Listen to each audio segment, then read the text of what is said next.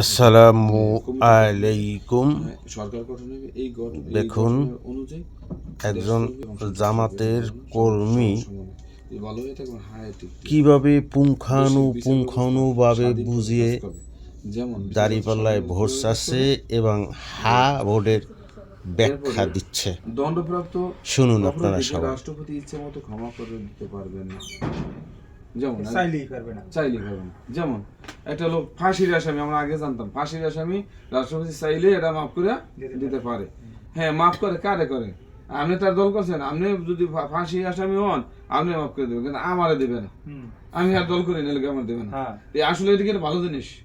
যে অপরাধী তো অপরাধী, তারে আবার মাফ করবো। যে ফাঁসির আসামি তারে আমি মাফ করবো কেন? এই ফাঁসির আসামিরা যে এটা রায়টা প্রদান করতে লক্ষ লক্ষ টাকা গেছে। যেমন এই আসামিটা পুলিশে ধরছে, সরকার টাকা খেয়ে ধরেছে না বিছে, এবার ম্যাজিস্ট্রেট করে দিয়েছে, ম্যাজিস্ট্রেট জেরা করছে, উকিলরা জেরা করছে, আবার পড়েছে পটুয়াখালী আদালতে, হেন্দ্র পড়েছে হাইকোর্টের শেষ রায় হয়েছে।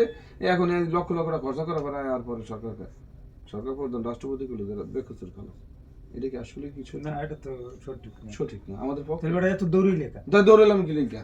সরকার লক্ষ লক্ষ টাকা নষ্ট করলাম কেন? এই আইনটা ওনার থাকবে না, তাহলে আমি পক্ষে না না বিপক্ষ? আচ্ছা, এটা পক্ষে থাকলে কি করবো? আমার তাহলে ঠিক দিব, আর পক্ষে না থাকলে করস। তাহলে প্রধানমন্ত্রী ভাষণ বলতে, প্রধানমন্ত্রী দেশের সকল ক্ষমতার অধিকারী, রাষ্ট্রপতি থাকে মাত্র শুধু পুতুল। রাষ্ট্রপতি আসলেই পুতুল থাকে। উচিত ছিল রাষ্ট্রপতি যেভাবে দেশ তাহলে ওইভাবেই চলবে, কিন্তু না, আমাদের দেশে করে কি প্রধানমন্ত্রী যেটা করে হেঁটেই চলে। প্রধানমন্ত্রী এটা ভুল ভালো যদি হয়ে থাকে, এটা দিয়ে সেটা স্বাক্ষর দেবে, বই থেকে স্বাক্ষর দেবে। ভালো মন্দ বুঝি না, স্বাক্ষর দিতে হইবে, না দিলে খবর আছে। আসলে কি এটা কি ঠিক?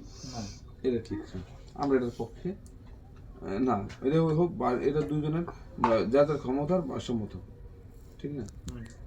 আমার একজনের ক্ষমতার উপর একজনে হাত বসাইতে পারবে, এটাই তুমি চাই, ঠিক না? এই জন্য তাহলে আমরা হায়ের পক্ষে বলতে।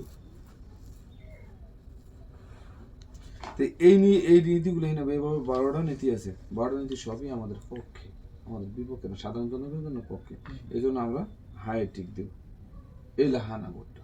বুঝতে পারছি?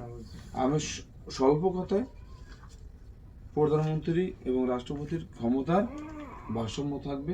তার একটা দণ্ডপ্রাপ্ত ব্যক্তিকে মানে বেকসুর খালা দিতে পারবে না। একটা প্রধানমন্ত্রী 10 বছর বেশি ক্ষমতায় থাকতে পারবে না। বিচার ব্যবস্থা আর সরকারি দল থেকে আলাদা থাকবে। এগুলো আসলে আমাদের জন্য ভালো কিনা না খারাপ? এটা ভালো হলে তো আমি হায়ের পক্ষে ঠিক দেবো।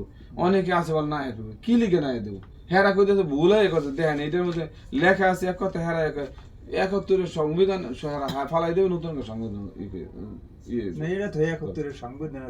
কোনো কিছু কথা লেখা আছে, ওই সংবিধান থাকবে। এর মধ্যে যদি সংযোজন লাগে, কোনো বিয়োজন করা লাগে, সেটা করবে। এই কথা বলছে, ওই সংবিধানে থাকবে। হ্যাঁ, এরা বোঝায় সংবিধানে বিস্মিন্ন থাকবে না, এই জন্য আমরা এটা নায়ের পক্ষে ভোট দেবো। আর 71 সংবিধান থাকবে না, এই জন্য আমরা নায়ের পক্ষে ভোট দেবো। কিছু লোক বুঝায় না, বুঝছে সে বুঝাইছে।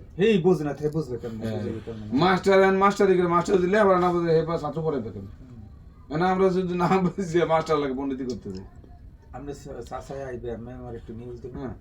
এভাবেই সারা বাংলাদেশে জামাতের কর্মীরা ভোটারদের কাছে ভোট আদায় করে নিচ্ছে।